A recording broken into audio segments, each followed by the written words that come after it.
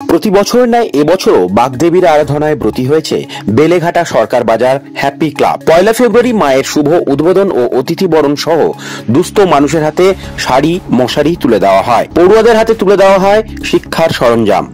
উদ্বোধন করেন স্থানীয় 35 নম্বর ওয়ার্ডের পৌরপিতা আশুতোষ দাস। সাংস্কৃতিকভাবে নাচ গানের অনুষ্ঠানও চলে সমান তালে।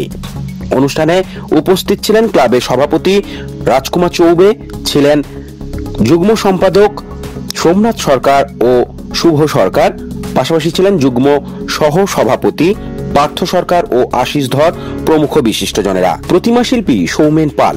মোট 6 দিন ব্যাপী চলবে এই পুজোর অনুষ্ঠান। স্বেচ্ছায় রক্তদান, পূজা অর্চনা, ভোগ বিতরণ সহ সব মিলিয়ে বেলেঘাটা সরকার বাজার হ্যাপি ক্লাবের পুজোয় সকলে এলে হ্যাপি হয়ে যাবে তা বলাই যায়। মানে 26 বছর আর শুধু আমরা যে শুধুমাত্র পুজোতেই আবদ্ধ তা নয়, আমরা সামাজিক কর্মকাণ্ড যেগুলো রয়েছে, যেমন দেখতেই পাচ্ছেন আমাদের এখানে মশারি প্রদান করা হচ্ছে ডেঙ্গু প্রতিরোধের জন্য, তারপরে শাড়ি প্রদান করা হচ্ছে এবং বাচ্চাদের বই খাতা দেওয়া হচ্ছে। আমরা এরকম সামাজিক কর্মকাণ্ডগুলো করি এবং গতকাল আমাদের রক্তদান শিবির রয়েছে। সুতরাং আমরা শুধু পুজোতে আবদ্ধ নই, আমরা সামাজিক দিকটাকেও যতটা সম্ভব সমাজের মধ্যে থেকে কাজ করি। আজকের এই উদ্বোধনে কারা কারা অতিথি ছিল?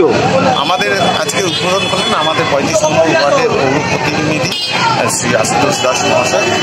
ভালো লাগলো, উনি আমাদের উৎসাহ দিয়ে গেলেন, এটাই আমাদের প্রেরণা।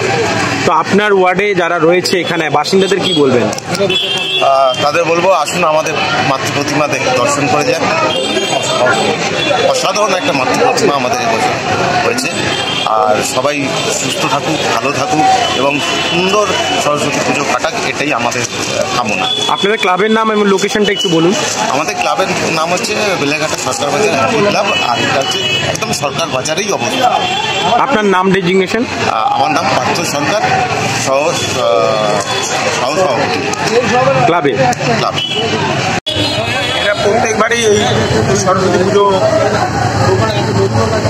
করে, পাশাপাশি শুধু পুজোর মধ্যে সীমাবদ্ধ থাকে না।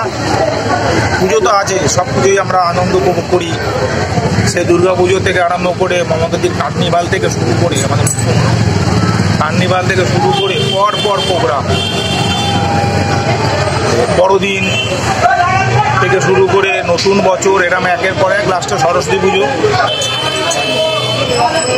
হয়। সঙ্গে কিছু প্রিয় মানুষদের, আমাদের পিছিয়ে পড়া প্রিয় মানুষদের জন্য আমরা কিছু বস্ত্র, মশারি, ছোট ছোট শিশুদের জন্য একটু বই খাতাপত্র, এটা প্রতিবার বরাবরই হয়ে থাকে, এটাই করে।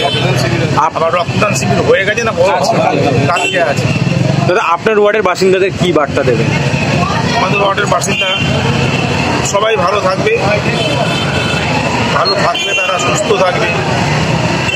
এই পুজোগুলো হচ্ছে অঞ্চলে প্রতিটা জায়গায়, একটা না 4-5টা জায়গায় আমাদের হলো পুজো, আমরা উদ্বোধন করে এলাম। প্রত্যেকটা ক্লাবগুলো হচ্ছে পাড়ায় পাড়ায় হচ্ছে, সকলে আনন্দ করবে, মা সরস্বতী পুজো আরাধনা করবে, ব্রত করবে, আনন্দ উপভোগ করবে। বাংলা এখন শান্তিতে রয়েছে, উৎসবেও ফিরেছে।